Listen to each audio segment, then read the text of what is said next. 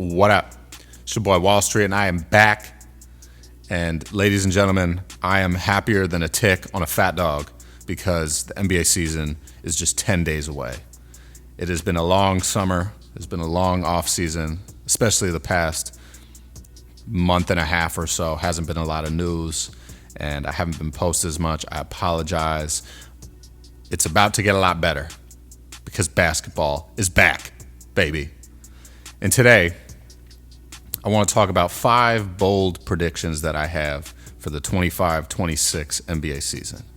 So strap yourself in, grab your popcorn, and let's get down to it. All right?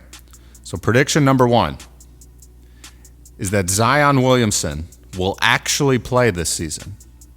Okay? And what I mean by that is like Zion's going to play like at least 60, 65 games, right? Let's say 65.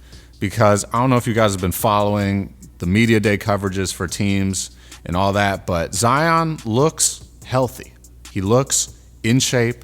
He looks like he did way back in the day when he was, doing crazy hoop mixtape stuff in high school and during his time at Duke. So I have a lot of faith. And Zion personally is one of my favorite players to watch in the league just because of how dominant he is in the paint, right? It's rare that we ever see a guy who's, below 6'7" that can shoot field goal percentage over like 55% for an entire season. And that's just something that Zion does, right? His career field goal percentage is 59%, right? But the crazy stat about Zion and his availability is that he's only played in 214 games out of a possible 492 games in the 6 years since he's been drafted number 1 overall by the Pelicans in 2019. That's only 43.5% of all the games where he's been under contract that he's actually played in. So him and Joel Embiid are kind of in the same boat where it's like they just struggle to stay healthy, but when they are healthy, they are unstoppable, right? And even if Zion plays, do I think the Pelicans are a threat to like win the title? No, right? I love Jordan Poole, big fan of Jordan Poole, but this team is not built to win right now. I'm also a big fan of the draft picks they made, Jeremiah Fears, Derek Queen. Those are going to be big additions to their team down the line. But I don't think we're going to see him really make a ton of progress. But Zion might be able to, get his 3rd All-Star appearance this season if he really does show up and play, okay? So that's bold prediction number 1. Second bold prediction of the 25-26 NBA season is that Ace Bailey will win the Rookie of the Year award, right? And I know a lot of you are probably like, oh, no, it's going to be Cooper Flagg. No, stop it, okay? Stop it right now. Because as good as Cooper Flagg is, I don't think he's going to get the same level of production on the Dallas Mavericks that he would if he got drafted by, a team that was in the bottom 5 of the league, right? If he had gone to the Wizards, if he had gone to the Utah Jazz like Ace Bailey did, if he had gone to the Brooklyn Nets, like it would have been a different story. I would have seen Cooper Flagg putting up like 20+ points a game, maybe 8 or 9 rebounds, maybe 6 or 7 assists. Like it would have been a runaway, right? I don't think that's going to be the case on the Dallas Mavericks, solely because you have Anthony Davis, who's going to be the focal point of that offense still. Cooper Flagg is probably going to play like a kind of pseudo point guard, point forward role until Kyrie Irving really gets back. You have D'Angelo Russell there, so it's just, I'm not sure what's going to happen, right? You have PJ Washington there as well. You have a lot of established players, good players on that team, players that have been to the finals, players that have won championships. It's not the same in Utah, right? And just watching Ace Bailey in his first couple of preseason games, the one against the Rockets, the one against the Spurs, he's putting up 22.5 points per game across those 2 games, had 25 in one game, had 20 in the other game.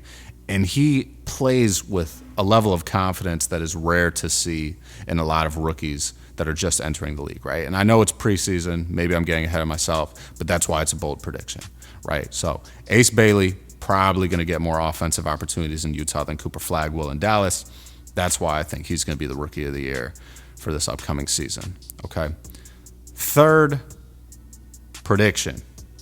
bold prediction of the 25-26 season is that a Washington Wizards player will win the Most Improved Player award. Okay? And I know that sounds crazy because everyone hates on the Wizards, all right? And I'm here to tell you to stop doing that, because the day will come where everybody's looking at the Wizards and they're going to be really good, okay? They're going to be in the playoffs one day. They're going to be doing their thing. This young core that they have is unstoppable. Will Dawkins and Michael Winger had an incredible offseason, right? Despite falling from, having really good odds to land the number 1 pick in the 2025 NBA draft, slipped all the way back down to 6. And it is what it is, man. It is what it is. So, still picked up, Trey Johnson. He's going to be a threat. But I think, one of the guys that, is one of the younger dudes on the team, whether that be Alex Sarr, Bub Carrington, Keyshawn George, or Cam Whitmore, I think is going to come away with the Most Improved Player award. And the guy out of the 4 of them that I just named that I think is most likely to do that is Cam Whitmore. Because Cam Whitmore is coming from a place in the Houston Rockets where he saw not as many opportunities as he probably should have, right? Cam Whitmore was a guy that when he got drafted in the 2023 NBA draft was projected to go in like the top 5, slid all the way down to 20, right? And they originally had him projected to go number 4 to the Houston Rockets in that draft. Obviously, they selected Amen Thompson, who's been an amazing pick for them. And he still went to the Houston Rockets. Even though he didn't go at 4, he went at 20, right? It was one of the biggest slips that I had seen in, drafts in a long time. So I think Cam Whitmore has the attitude, the energy, the motivation to come out swinging this season. And it's all going to be a matter of, are they going to move Chris Middleton? If they move Chris Middleton, who's going to swap in, right? Bilal Coulibaly is going to miss a little bit of time at the beginning of the season, so that opens up some minutes as well for Cam Whitmore to really show what he can do.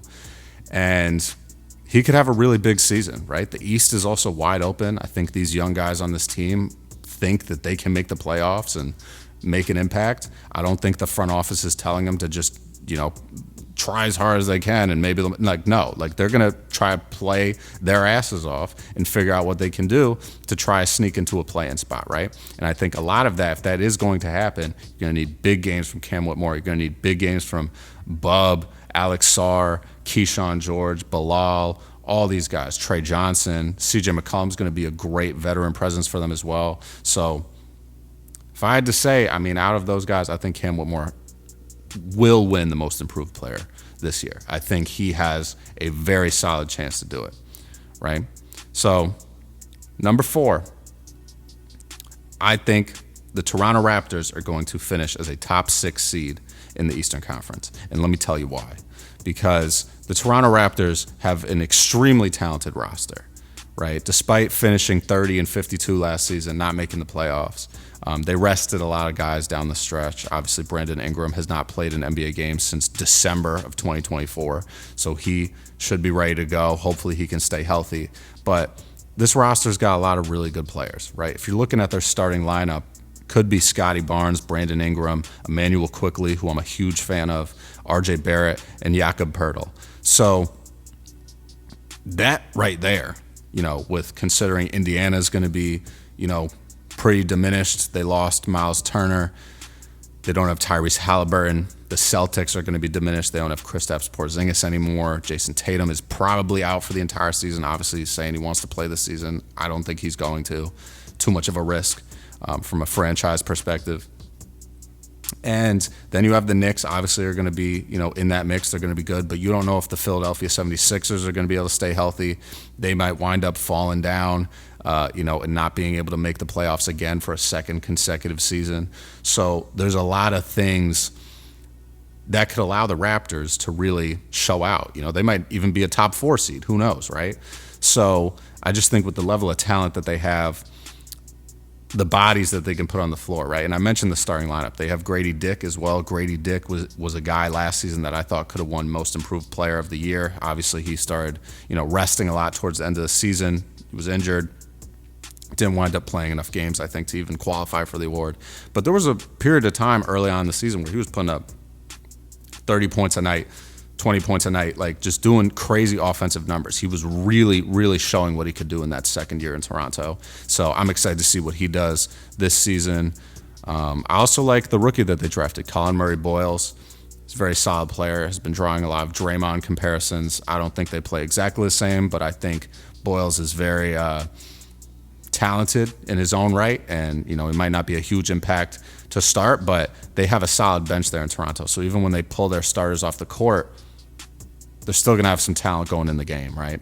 But I just think the length that they have in that starting lineup with Ingram, Scotty Barnes, RJ Barrett, Emmanuel Quickley, Jakob Poeltl, that's going to be a tough team to guard and a tough team to go up against as an offensive team as well. So Toronto Raptors really are poised to go out there. I think they have a chip on their shoulder and really show what they can do. So final bold prediction. Save the best for last, guys. Final bold prediction of the 25-26 season is that the Los Angeles Lakers will be hoisting the Larry O'Brien Trophy in June of 2026.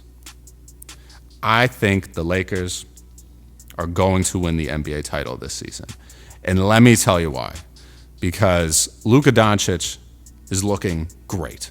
The guy has slimmed down a ton, looks healthy, looks happy, looks ready to go out there and have a full season with LeBron James, Austin Reeves, and the whole crew. And Luka, honestly, probably is my favorite player in the league to watch right now, just because you never know what you're going to get from him. And he can light it up in a hurry. But the additions that they've made this offseason, I think, were underrated. DeAndre Ayton obviously has had a ton of flack, got bought out in Portland, now goes to LA. I think he's going to be a solid player for them. Obviously, they tried to get Mark Williams last season in that Dalton Connect trade that got rescinded. That was a crazy moment, but they needed a big man. So they got DeAndre Ayton. They re-signed Jackson Hayes. I think they're solid in that point of the court right now. LeBron obviously going into his 23rd NBA season. He's the old man of the team. He's the old man of the league, but he can still ball. All right. I don't think people understand. The reason that LeBron is still in the league is because he is still one of the best players in the league. Right. And I genuinely do believe if they win a title this season, this will be the final season for him. I don't think he's going to come back and defend the title if he goes out winning this year. Right. And I just have a lot of faith in Luka, honestly. I think Luka got the additions he wanted as well. Obviously, he was a big proponent to get Marcus Smart over to LA. That hurt for me as a Wizards fan because I love Marcus Smart, but I understand why. He didn't really probably want to be in Washington in kind of a rebuilding mode. Who knows? The Lakers is a better bet for him to really get a chance to win a title, play with some really talented players, some established players in the league. And that's really it. I also like the rookies that they picked up in the draft, specifically Adu Tiro. I think I'm saying that right. If I'm not, I apologize. But that dude is going to be a defensive menace in the league. Like super athletic, super long, can just do a lot of things on the court. He's only like 21 years old, was an early second-round pick in this past year's draft. Slipped out of the first round, in my opinion. Definitely should have been a first-round pick. And they still have, Jared Vanderbilt on the roster. Hopefully he'll be able to stay healthy. I like the pickup of Jake LaRavia. He's a decent scorer, can do a lot of things on the court. And that's really it, man. I don't know how you could really hate on this team. I understand you still have OKC in the West. You still have Denver in the West. You have the Rockets that got a lot better.